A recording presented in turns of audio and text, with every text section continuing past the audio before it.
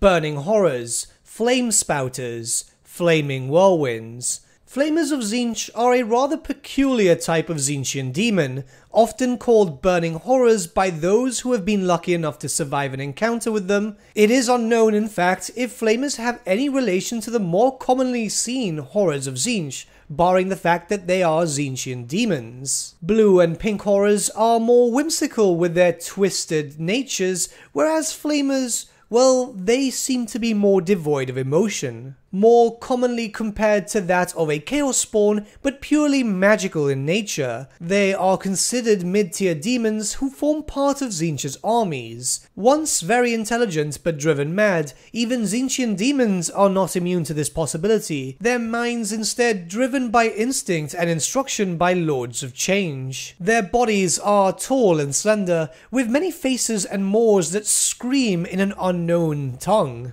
With long trunkish arms designed to spew blue liquid fire, propelled off the ground from its fleshy skirt, they move across the battlefield as Tzeentch created them to be quick and devastating. Flamers of Tzeentch will often move around the enemy, finding the perfect vantage point to unleash its terrible flame onto those unfortunate enough to be caught in their sights. The fire itself is not a traditional flame as you can imagine, blue chaotic fire which does not burn but instead warps reality. A flamer's victim might feel briefly invigorated before collapsing into a writhing pile of flesh. Often flamers will travel in small to large groups depending on how the winds of magic have flown. Their fire has been known to take out entire regiments as they support the rest of the Tzeentchian armies. In some rare occurrences, flamers may also be elevated in rank. The strongest of the flamers are normally empowered, known as pyrocasters, leading the formations of flamers into the battlefield. But we also know of further elevation known as exalted flamers of Tzeentch.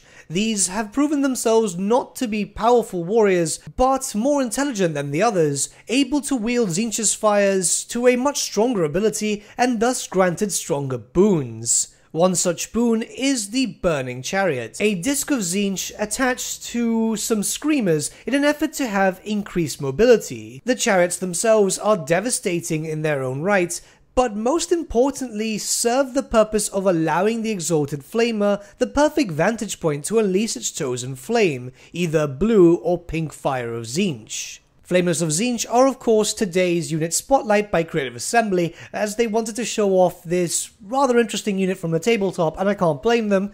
While they might not have a lot of lore, to be honest, just a few minutes worth, they were pretty fun on the tabletop, mainly because they were Tzeentch's, well, more or less mid to long range unit with 18 inches, and they had multiple shots, so if you were lucky, you could get a lot of shots out. Well, then you had to deal with a rule known as Warp Flame, which could either kill off a lot of enemies or give them regeneration. Yeah, it's as weird as it sounds, but keep in mind that obviously this is Tzeentch, so everything is just as planned. I wouldn't say that they were one of the best units in your roster for the Demons of Chaos on the tabletop, but they were definitely quite the high tier one, and it would be fairly common to see them on the tabletop, more so the Exalted variant on the Burning Chariots, because, well, in complete honesty, chariots were completely overpowered in 8th edition, like really overpowered. Having that then attached to a rather powerful Flamer unit which could, well, dish out damage in his own right, you obviously wanted this. I don't have context yet as to how they'll work in Total War, but I can imagine that they will work in a similar way to that of the tabletop.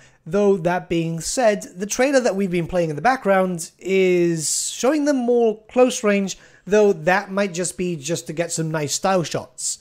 It's nice, and it looks like they'll be able to shoot as they move, and they look decently fast if they're able to fly over any retreating units, so this might be cool. I want to see how it goes, as I am quite curious about these units. I like them, I've got a few painted up myself, I've actually been painting up some new ones, so yeah. On the tabletop they weren't that great, but still decent enough for melee, one of the very few Tzeentchian demons, even without the chariot, that could hold its own against another unit. So I'm assuming that they'll be decent enough in melee for Total War, eventually if they run out of the blue fire. One can assume that the blue fire of Tzeentch will be a sort of ammunition for the flamers, rather than a bounce spell or something. Unless there's some way to replenish the ammunition, which would be really cool. cool. I would actually really like that, as yeah, you don't want Tzeentchian demons in close combat. Even if they are fairly decent, they were squishy on the tabletop, so it can be assumed that they will be squishy here too.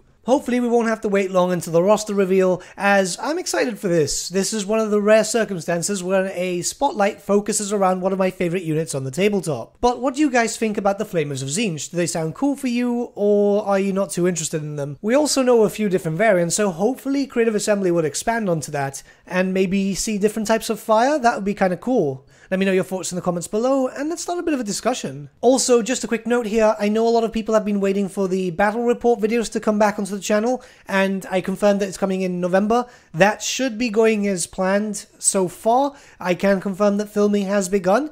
Obviously, they take a little bit of time to edit and so on, because they are fairly long videos. These aren't the usual 10 minutes. These are about an hour long, showcasing different armies and how they play. Hopefully it won't be too long until I can get those videos up and running. There's a few tabletop stuff that I want to make in the channel, just kind of return to the roots a little bit, and I'll keep you guys updated with anything. But with that, my friends, we've come to the end of our video. Thank you so much for watching. If you did enjoy the video, might I suggest giving the video a like, or even subscribing to the channel, as it really does help us out.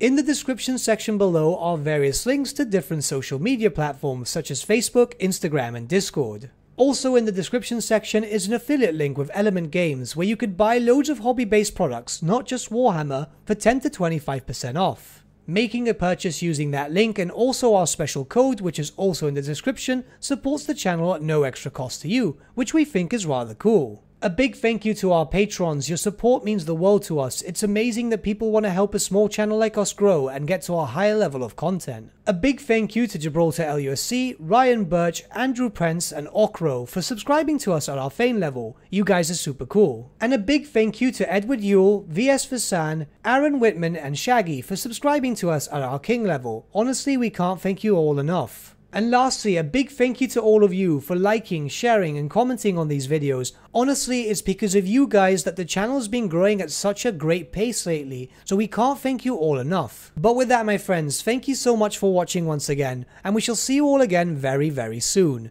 Have a good day.